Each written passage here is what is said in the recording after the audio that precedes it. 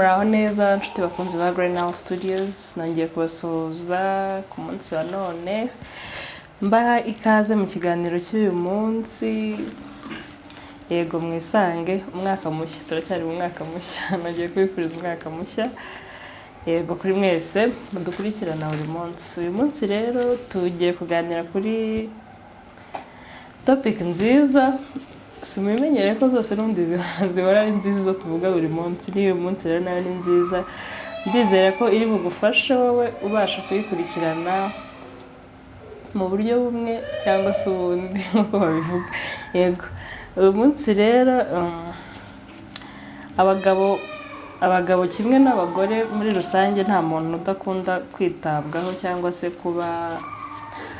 kuba center of attention mu bintu ibyo ari byo byose, kugira ngo nyine abone ko umwitayeho cyangwa se urimo uramurikognizinga mu byo ukora byawe bya buri munsi.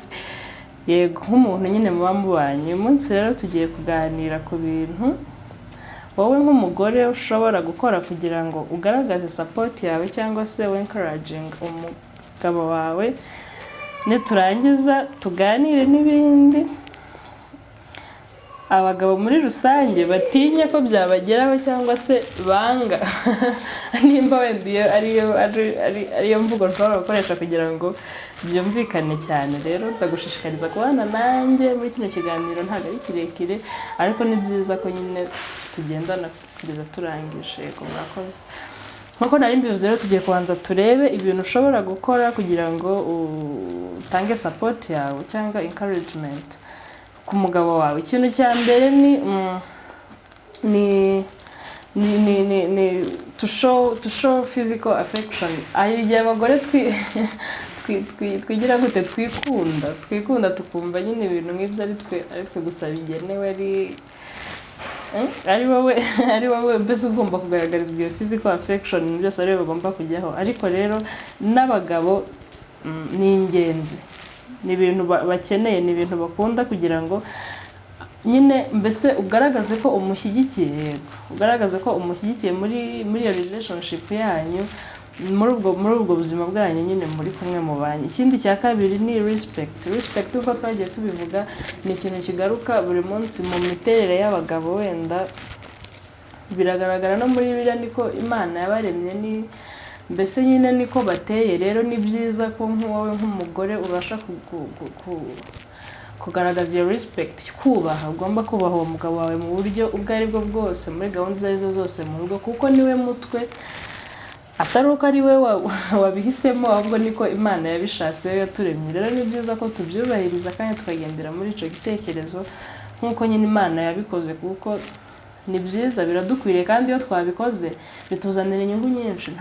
Ntago byangiza, ntago ari ibintu dukora ko dukandamijwe, wenda ngo wubashye umuntu wakandamijwe. Oya, ni ibintu dukora ahubwo natwe ubwacu bikatugirira inyungu nyinshi. Respect ni nziza, biragukwiriye wowe nk'umugore urimo urakurikirana kino kiganiro, ndetse n'undi uwo ari we wese, ko ugomba kugaragaza respect. Icya gatatu ni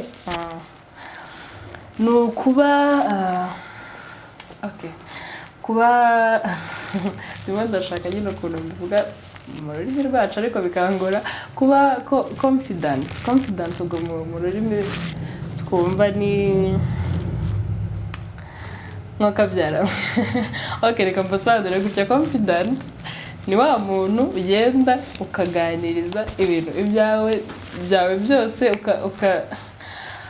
mvuge gute se, ukameneka, reka mbyite gutyo, mbese akakubonamo nyine umwanya, cyangwa akakubonamo ikibanza kiri safe, ahantu ashobora kugaragariza amarangamutima ye, akakubwira ibiguhangayikishije, ibimushimishije, ibintu byose. Rero ni byiza cyane iyo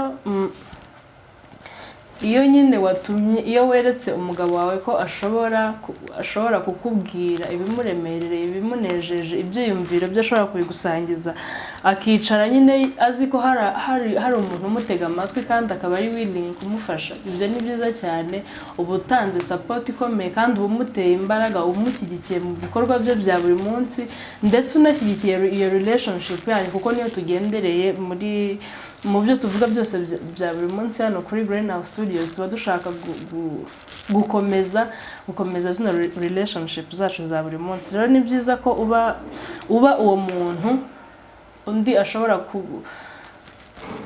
guhungiraho, reka mbivuge gutyo, akumva uri ikibanza nyine aruhukiramo, reka mbyite gutyo. Ikindi cya kane ni ukumenya ikintu gishimisha umugabo wawe, reka mbivuge gutyo mu buryo bwo kubisobanura mu Kinyarwanda. Hari ibintu bajya bavuga ngo bajya bita ngo ni love languages, ni nyinshi, nimba ari 5, ubwo namwe murazizi. Rero ni kandi mu by'ukuri iyo urebye nyine usanga muri izo ngizo hari iyo wisangamo, hari n'iyo umuntu wawe yisangamo.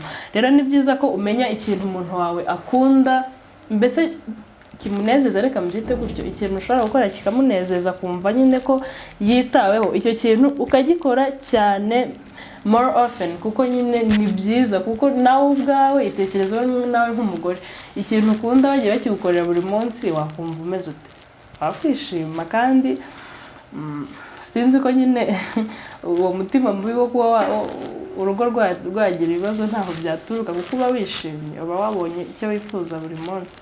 Rero ni byiza ko umenya icyo umuntu wawe akunda, ahantu hari interest ukabasha kwakira imbaraga, ukamushyigikira nyine mu buryo bwose. Ikindi cya 5 ni guha umuntu umwanya wo gutekereza, ni pressuring. Wenda hari imiterere, sinzi nimba namwe wanyu ariko bimeze cyangwa wenda nabuze ariko bameze, ariko hari ibintu bivugwa ko abagore mbese ibintu byacu dukunze kubikora mu buryo bwihuse, ukahita ushaka kuvuga ikintu mu buryo bwihuse, kumva cyahita kirangiriraho, kumushaka igisubizo cyihuse.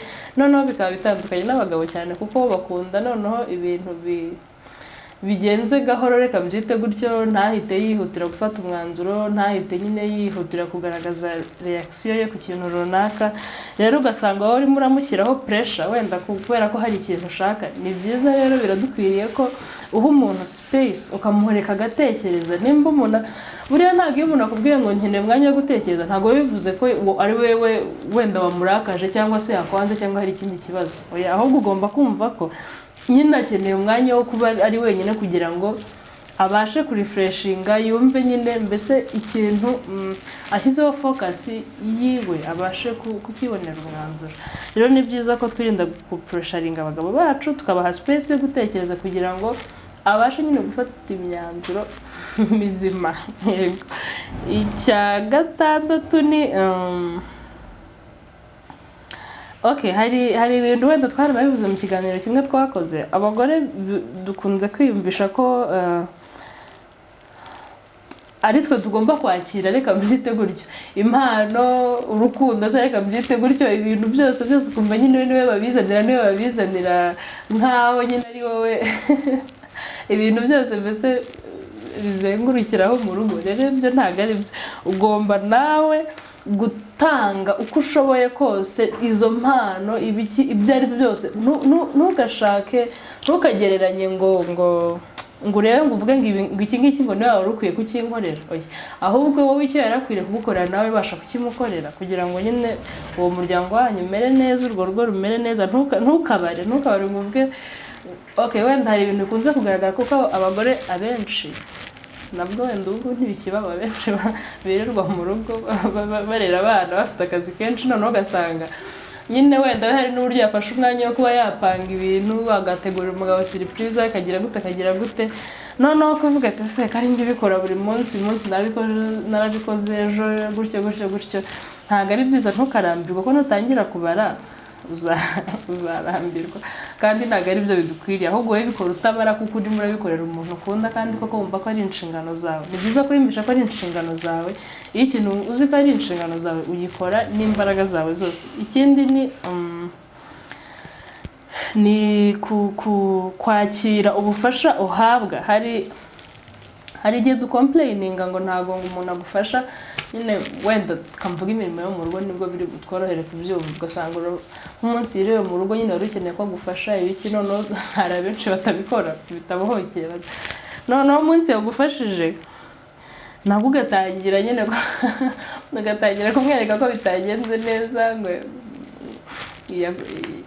hari ahantu yahanaguye ntabwo hakeye, ntabwo amasahani yatetse ibiryo bibishye, noneho rimwe na rimwe ukaba wanamubangamira kandi wenda ashatse kugufasha atari uko wanabimusabye. Rero ntabwo ari byiza, ntabwo ari byiza ko umuntu aza ashaka gutanga ubufasha ngo wowe ubwange, oya, kandi ari nawe ukomplayininga bigiye kubushaka. Ni byiza ko wemera ubwo bufasha kuko ni ikintu aba agiye gukora agitekereje agikuye ku mutima, kandi ibi bintu mu by'ukuri abagore benshi bakunze kubikora, ngo wowe ibi ngibi ngo ntabwo wabishobora, ngo bireke ngo ndabyikorera. Oya, ujye umureka bikore mu gihe yabyiyumvishamo, nibyo nyine bituma yumva ameze neza, mbese biramunezeza kuko aba ageze ku kintu yumva yifuzaga. Yego, ibyo rero ni ibintu ushobora gukora kugira ngo ubashe gushyigikira umugabo wawe, umwereke ko muri kumwe mu bintu nyine ibyo ari byo byose, mbese ni ibintu agutegerejemo. Urabona, ni ibintu agutegerejemo ko wowe ugomba gukora nk'umugore. Rero ni byiza ko tubimenya tukabikora. Ibindi tugiye kuvuga hano ni ibintu wenda abagabo batinya, byo ntabwo ndi bubitindeho, cyangwa se banga batifuza ko byabageraho. Abenshi usanga ari nabyo bituma usanga abasore benshi, reka wenda mbivuge gutyo, batinya kuba committed kugira ngo bajye muri marriages kubera ibi bintu tugiye kuvuga hano. Ni byiza rero ko tubimenya, noneho ntitube part y'abatuma ibyo bintu bishobora kuba, ahubwo ni byiza ko noneho umuntu abona ari umugabo ugiye gushaka cyangwa se ari n'uwashatse, abona ko nyine ntacyo agomba gutinya, nta kigomba kumukanga. Icya mbere ni ukubura freedom. Urabona, muri rusange turabizi ko wenda abagabo muri rusange ari abantu bakunda freedom no mu buzima bwabo. Iyo urebye bakiri abasingo butandukanye n'ubwo abakobwa uko baba babayeho, ni abantu baba bakora ikintu icyo ari cyo cyose, akajyana aho ariho hose, igihe icyo ari cyo cyose. Rero iyo freedom abenshi atekereza ko nashaka iyo freedom ishobora gushira, noneho nyine abenshi bikabaca intege, reka mbyite gutyo, bigatuma nyine no gushaka atinda cyangwa bireka kuko yumva nyine azatakaza iyo freedom. Rero ni byiza ko wowe nk'umufiance w'uwo muntu cyangwa nk'umufasha ugomba kumurekera freedom ye, nyine ukamwereka ko ari nta kibazo aho biri ngombwa, ariko hari n'ibindi bitari ngombwa nyine aba agomba kureka. Aho biri ngombwa ukamwereka ko ukanamushyigikira. Yego, ikindi batinya, ubwo nibyo twagezeho, ni batinya kuba controlled, reka mbyite gutyo kuko nabivuze bwa mbere, bakunda respect. Rero batinya ko ushobora kuba urumva wagiye gukontrolinga uba wabaye umutwe, kandi ntabwo ariko bimeze, ntabwo ariko bidizayininze. Umugabo niwe mutwe niwe ugomba gufata control y'ibintu ibyo ari byo byose. Rero batinya ko ashobora gushaka umugore wenda noneho akaba ari ujya in charge y'ibintu byose, akazajya apanga ukuntu biri bugende mu nzu ahantu aho ariho hose, ugasanga biramubangamiye nyine. Ntabwo yiyumvisha uko yagombaga kwiyumva, kuko aho ngaho niwe wagombaga kuba uri muri iyo particular space arimo arakora ibyo bintu. Yego, rero icyo nacyo ni ikindi batinya, kubera ko muri nature yabo nyine harimo ubwo buyobozi nk'uko twavuze. Rero biragoye ko wowe ufata control noneho ukayobora, reka mbyite gutya, kuko urumva nyine hari ikintu uba ukuyeho kandi kinini. Ikindi ni change irajya gusana n'iyi freedom. Batinya impinduka, ariko ibyo ngibyo ubundi bino batinya ntabwo bivuze ko ari amakosa yacu, ubwo nyine nuko ari kamere yabo, ari ibyo batinya, kandi ibyo batinya ntabwo buri gihe, ntabwo icyo umuntu atinya cyose ariko kitamugeraho, reka byite gutyo. Urabona nk'iki cya change, kuba wenda abagabo batinya change abenshi nk'uko nabivuze, batinya gushaka kubera impinduka zishobora kuzabaho. Izi ziba zigomba kuba kuko wari single, wabanye n'undi muntu, rero ugomba acceptinga change nyine ko igomba kuza kabisa, ukanayihitamo, ukanayiha imbaraga. Gusa nyine nabyo ngo biri mu byo batinya kugira, ko bagiye kubaho uburyo butandukanye n'ubwo bari babayeho, gukora ibintu mu buryo butandukanye n'ubwo bari basanzwe babikoramo. Ikindi ni financial concerns, reka wenda mvuge gutyo. Mbese abenshi usanga avuga ati ntabwo gushaka ntafite amafaranga, ntarakora iki, ndetse agatekereza ko nyine ejo n'ejo bundi azagera no mu rugo wenda adafite amafaranga ahagije. Umugore akabibona nabi cyangwa akamusuzugura nk'uko bajya bavuga, ariko si ubundi buriya nibyo. umuntu asuzugura umugabo kuko adafite amafaranga, wowe yawe abari kuki twumva ko amafaranga y'umugabo ariyo tugomba gukoresha? Ibyo bintu nabyo abagore bagomba kubitekerezaho. Ubu ngubu abantu bose barakora, ntabwo tuzi utw'abagabo gusa, ugomba kuba ufite amafaranga yawe nkuko n'uwo mugabo nawe aba afite amafaranga ye. Yego rero ibyo nabyo gusa barabitinya. Ikindi ni ukuba wowe utari umwizerwa wawe nk'umugore. Abagabo benshi batinya ko yazabana n'umugore none ejo bundi akamuhinduka, akamuta, akamuca inyuma, reka mbyite gutyo. Gusa ibyo wenda ni ibintu basangiye n'abagore kuko abantu bose ibyo ngibyo barabitinya. Rero ni byiza ko wowe nk'umugore uri kumwe n'uyu mugabo umaze kumva bino bintu byose ugomba gufata iya mbere kugira ngo ukliyaringe nyine ibyo bintu byose, mbese wereke uwo muntu ko iyo relationship yanyu iri safe. Kandi ikindi nkuko twabivuze muri episode tugeze gukora mu bice byashize, ni byiza ko mwese mwiga mukaba flexible, mukemerera change kuza mu rugo rwanyu, mukayakira, mukayitiza umurindi, reka mvuge gutyo, mukabohoka kugira ngo mubashe kugira ibintu muhindura, kuko nta uzi byose. Urugendo ugiye kubamo ntabwo warashatse mbere, ntabwo waragize umuryango mbere. Rero biradukwiriye ko ugomba kwiga ibyiza ukabikomeza, ibibi ukabireka, kuko ntabwo biba bikiri ku bwawe, aho biba biri ku nyungu zanyu nk'umuryango. Yego rero reka ngarukire hano kuri no topic y'uyu munsi. Ndizera ko igufashije wowe uyirebye. Yego dukomeze kurushaho kugira imiryango myiza, dushyigikira abagabo bacu, dushyigikira abagore bacu, nibwo nyine tuzagira imiryango myiza. Hari umuryango mwiza, haba ibyishimo, haba community nziza, usanga nyine ibintu byose birimo amahoro kuko biba byahereye mu nzu. Murakoze rero kubana nanjye, mukomeze gusharinga kino kiganiro, mukore subscribe, naho utaha. Murabimana bane namwe.